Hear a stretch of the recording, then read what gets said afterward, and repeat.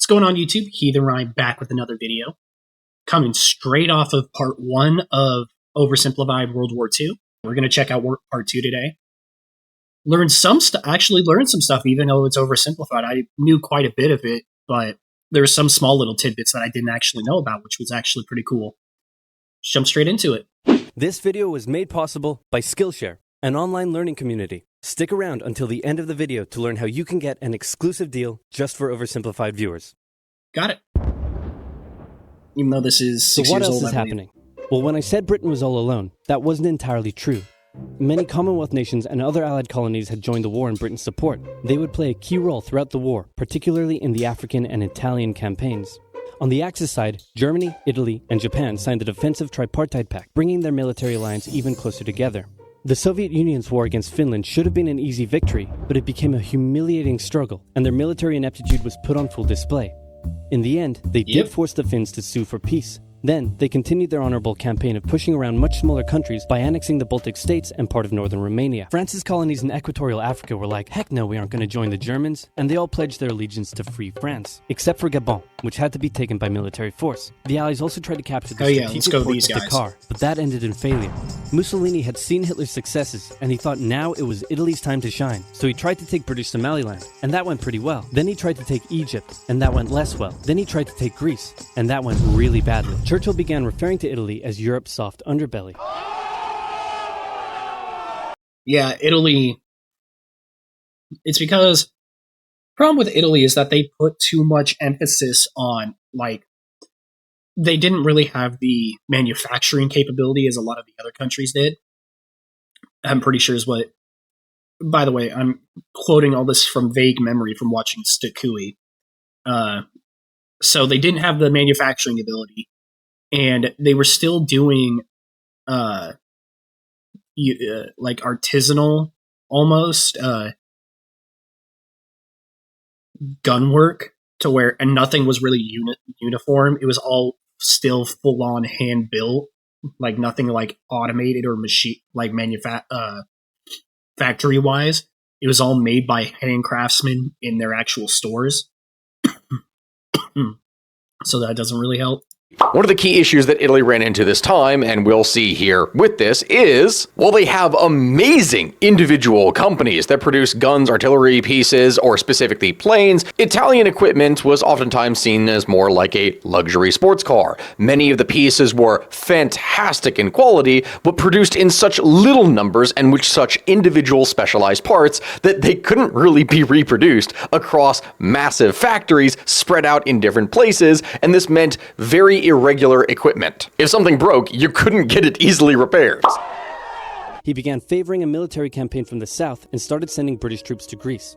All of this had Hitler pretty concerned, and he moved to protect his southern flank. He had been getting friendly with Hungary and twisted their arm into signing the Tripartite Pact and joining the Axis powers. Romania was also eager to join for protection against the Soviet Union. The Tripartite Pact was designed to prevent any other countries from deciding to join the Allies, specifically Britain's old ally, the pesky United States of America. When war first broke out, USA. But yeah, at this time, the US was super isolationist, and we didn't want to join in. We didn't care. We had just gotten over the, we were still part of the Depression and whatnot. We were still feeling the effects of it, and we were basically like, no, we don't want to fucking deal with it. Let Europe deal with their own shit.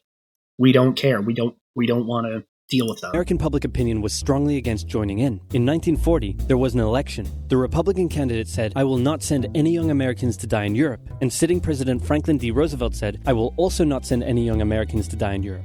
Unless I have to, then I might. And Roosevelt won. Churchill asked him to join the war, but Roosevelt said, no can do, Winston. But you know what? Here, have some weapons. America began supplying the Allies with food. The US was basically the arms dealer for 1940 till we got attacked. We would just send a shitload of supplies over to them. So we were in it, but not. So the US wasn't really in the war, but we kind of were. And munitions. But there was one problem.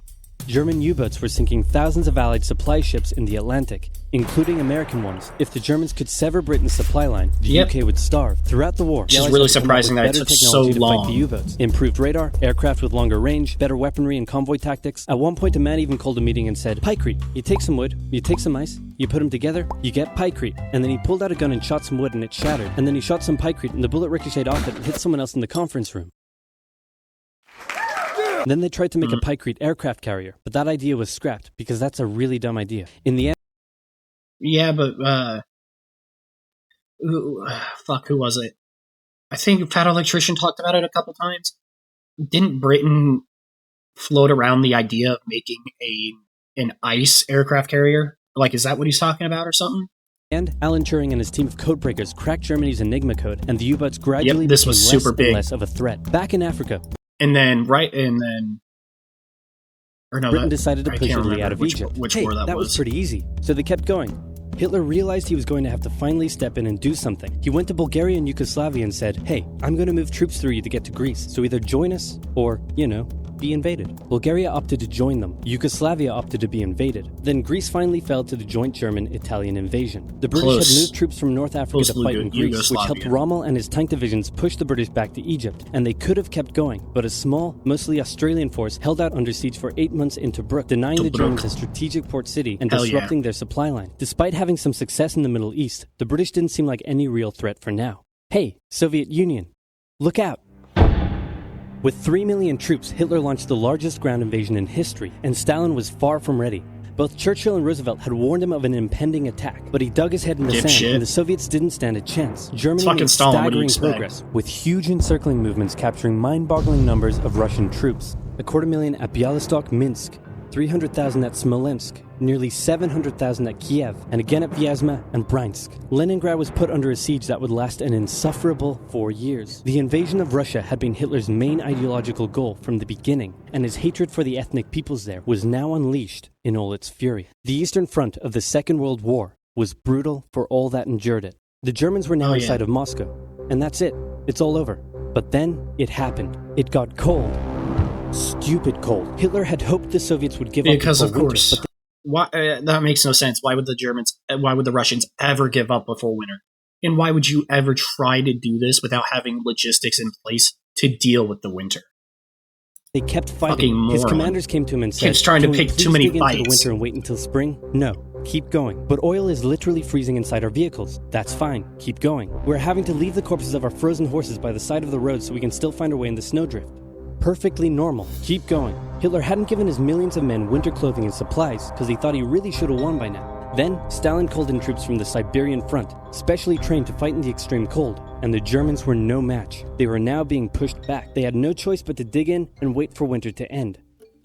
Germany's victories were staggering, and Japan was eager not to miss the victory bus. Their war in China had come to a standstill, but they wanted to keep expanding their sphere of influence and getting those sweet raw materials. They began making plans to expand southward, but there was a problem. Southeast Asia was heavily colonized by America and Great Britain. It was also full of ocean. Ocean meant naval combat, and there was no way the Japanese Navy could stand up to the US and the UK.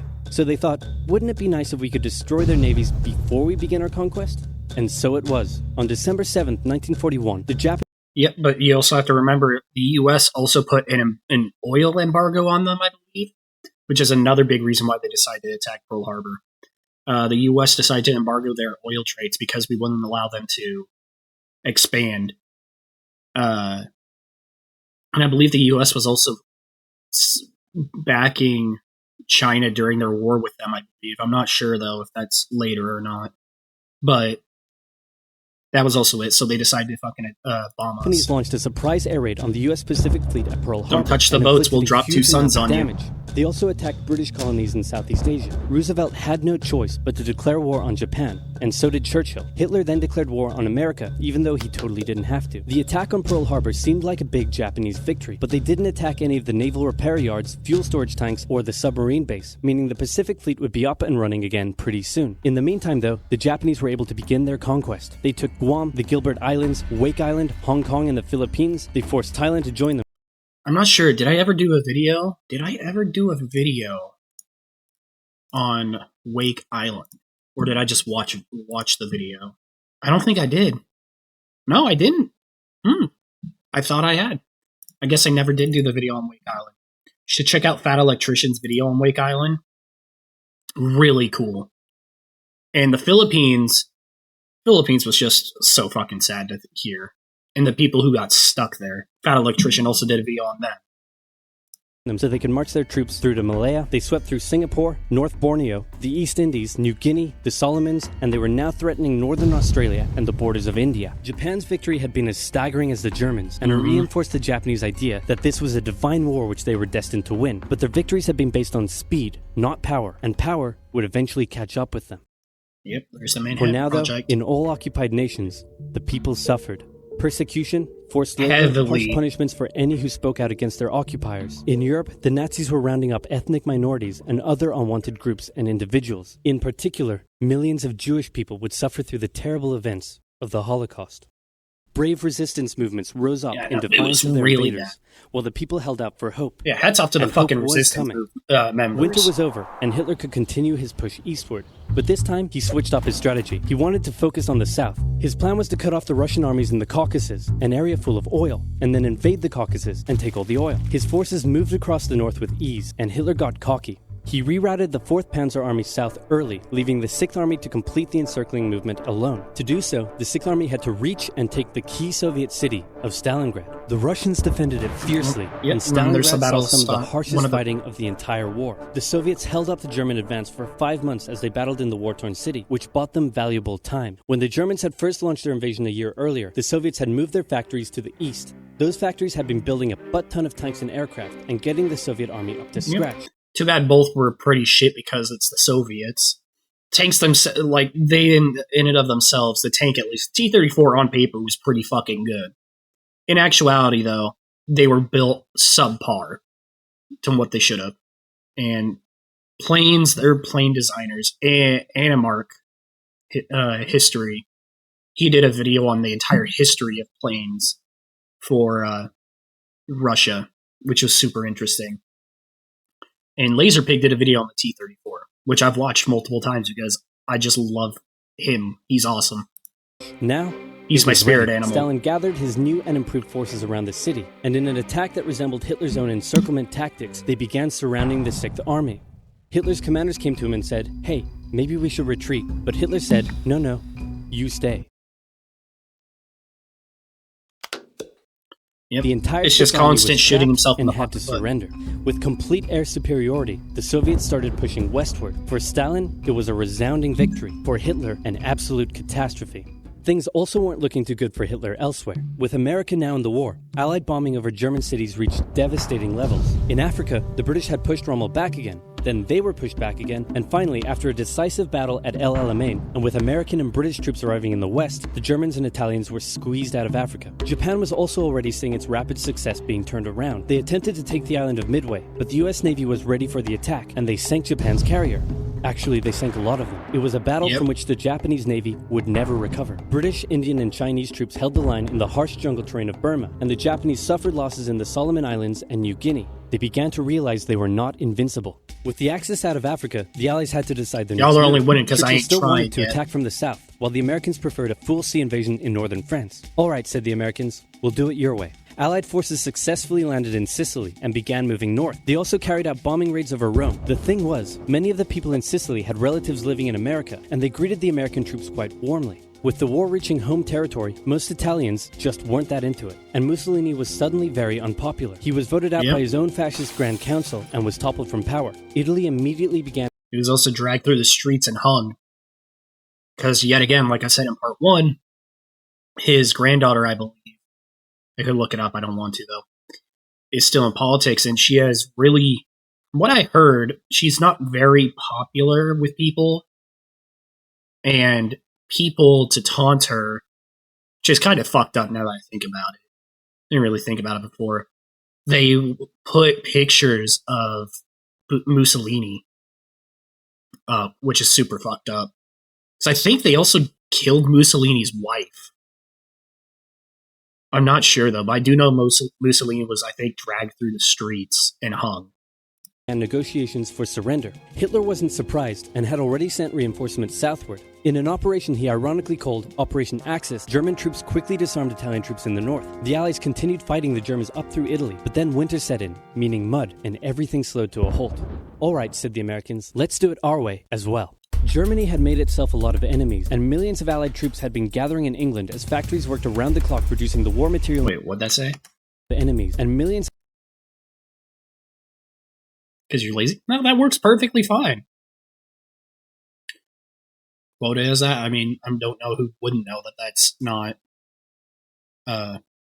them, but yeah, no, this is really cool to see, because you don't see a whole lot of these. Usually, these two, the French resistance, are showing up quite a bit. Australia isn't shown a whole lot. Polish is almost never shown, weirdly enough. Canada, vaguely. But usually it's the big two. Then you have like the, where is it? These two. I guess Canada, yeah. We're the big three, like we started a league. Or no, it was World War One. Fucking US, US, UK, and France were the big three, like we started a league. League of Nations. Which is when the US said, fuck the big three. It's only big me. Because we didn't join.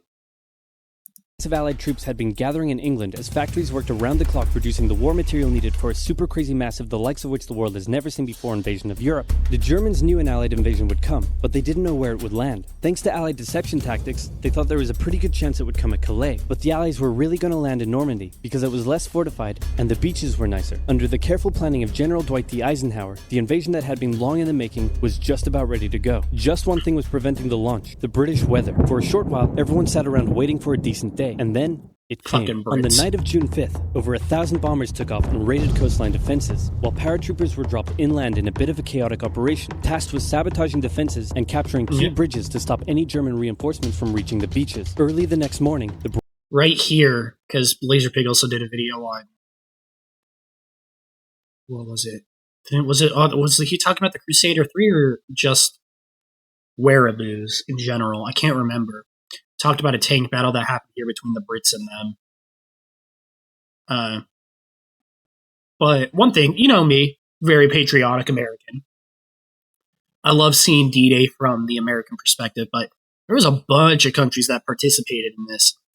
I kind of want to learn more. I want to learn more about the other sides that happened in it, because it's super interesting. Barrage came, as Allied ships fired a huge number of shells at the German fortifications, and then the landings. The Americans at Utah and Omaha, the British at Golden Sword, and the Canadians at Juneau. It was a tremendous struggle with a great loss of life, particularly at Omaha. Sorry. Canadians at Juneau. It was a tremendous struggle with a great loss of life, Canadians helped as well, particularly at Omaha, but the Allied troops captured the beaches and the landings were a success. Then they began their movements inland. They took the port of Cherbourg and the city of Caen. The Americans moved south to capture Brittany. Then, in a massive disaster for the Germans, British and Canadian troops from the north and Americans from the south trapped the German 7th Army in a near wipeout encircling movement. In August, Allied troops landed in the south against little resistance. On one beach, all they found was a Frenchman handing out champagne. Paris was liberated, and the Germans were pushed out of France as the Allies entered Belgium. In the Far East, the Allies started to push the Japanese out of Burma, as the Americans launched a two-pronged offensive in the Pacific. In the south, General MacArthur led the push to liberate the Philippines, while General Nimitz oversaw the brutal island-hopping campaign. American forces had to make hard-fought landing after hard-fought landing on fiercely defended small islands as they moved steadily towards the Japanese mainland. The Japanese believed that the greatest thing a person could do was to die in battle, and the most dishonorable act was to surrender. As a result, they fought ferociously to the very end, and the closer the Americans got to the mainland, the more ferocious the resistance became. In February 1945, the Americans captured the island of Iwo Jima, and an intense firebombing campaign of Japan's wooden cities began. The Allies suffered some setbacks, which killed more people than both nuclear bombs combined. The firebombings that went on, because we firebombed them every day, I believe, for, I don't remember how long, but we firebombed them every day for a good long while. And it killed less people than the 2 atomic bombs. And then people who argue against using them fail to realize the cost of what the ground invasion would have cost. The ground invasion would have been immensely more immensely worse. It would have been so much worse. Trying to liberate the Netherlands, but they were making progress and were now threatening the industrial heartland of Germany. Hitler's health, both mentally and physically, was rapidly deteriorating. Things were looking bad, and he was desperate. He said, "We need to turn this thing around, and I have just the trick. Remember a few years back when we blitzkrieged through the Ardennes and trapped the Allied forces in Belgium? Well, I'm going to do the exact same thing. Again." He gathered his forces and tried to pull them through the Ardennes. He used up the remainder of Germany's strength and resources, and he managed to create quite a nice bulge. He also trapped some American forces in the Belgian town of Bastogne. The Germans sent the trapped Americans a message saying surrender or be annihilated. When it was read out to the commanding officer, he said, "They want to surrender? No, sir, they want us to surrender." Nuts! And that's what they sent off as their official reply. General Patton's Third Army then managed to break the siege from the southwest, and the Germans were pushed back. Hitler's last-ditch attempt had failed, and what followed was a total collapse of the German forces. The Allies pushed into Germany from both sides. The Soviet Union took Warsaw and kept pushing to Berlin. In his bunker, Hitler realized all hope was lost. Berlin fell, and with it, Hitler's dreams of a great German empire. 2 of the Axis nations had been knocked out. 1 to go. The Americans began their assault on Okinawa, the last island before they would reach the Japanese mainland. The desperate Japanese fought hard, launching... The thing is, wasn't Okinawa considered...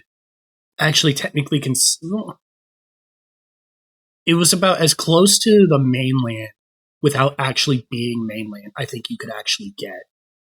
As the attacks on the US ships, the citizens of Okinawa suffered through the terrible fighting, but in 2 months, the island was captured. The Allies now had to make a choice. Either continue the devastating struggle up the Japanese mainland, or they could try to coerce the Japanese into surrendering now. In July, the first successful atomic bomb test took place in New Mexico, and the destructive weapon was ready for use. America and the UK were also seeing the Soviet Union not so much liberating as occupying its captured territories, and so they wanted to put on a show of force. On August 6th, the A-bomb fell on Hiroshima. Then, on the 9th, Nagasaki.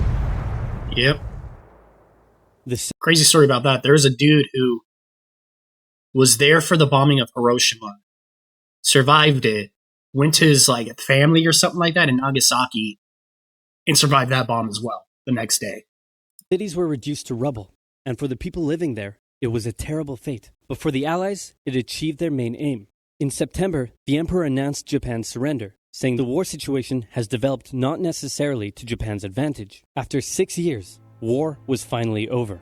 The Allies occupied Japan for 8 years. The Emperor was allowed to keep his position, but General MacArthur made sure this picture was printed in the Japanese press to display to the Japanese people that their emperor was not the divine, powerful being they had believed. Germany was divided between America, the UK, France, and the Soviet Union. In 1949, the Allied sectors were united into West Germany. The Second World War had been more terrible and destructive than the first. In its aftermath, such a fucking waste of lives. With 2 very different ideologies had come out victorious, and the tension between the 2 of them would create a new kind of war. A very, very cold one. Yep. Wow, Churchill, that looks just like me. And your app is doing really well. And this quesadilla you made is to die for. How'd you learn to do all this stuff? I used the link in the description to get 2 months of Skillshare for just 99 cents. Let's continue watching this, even though tell me more. Okay. 6 years ago. Skillshare is designed... Or, you know what? Is this all this is? Yeah, I don't think this is technically... I think this is all technically over with. I highly doubt that this is still available, so... If I'm wrong, I'll own up to it, but I'm pretty sure after 6 years it's not available anymore. His deal. That was World War II Oversimplified, Part 2. Really cool. I think that one I knew a little bit more about than the first part. It's still really interesting to actually see it. He does hence the name Oversimplified. But having it like that, it's really easy to keep everything all together. I kind of want to check out his World War I, and I'm probably going to check out his World War I Oversimplified and his Cold War Oversimplified, because those just seem really interesting to me. Because I don't know as much about those as I do World War II. Leave a like if you enjoyed. Subscribe if you want to see more. Leave any suggestions down in the comments. I may check them out. And until next time, take care of yourselves. Just pop a kidney, I bought a million option of the second I stop doing the grim and I rock. The rain is bringing the piss and mubbing the pack in the car, pretending I got all the eyes on me. Got a bad baby and she's in the band, and too many people other than me that's seeking attention when they want me, but the groove is man I should at least stand, and the smell of the money my strength.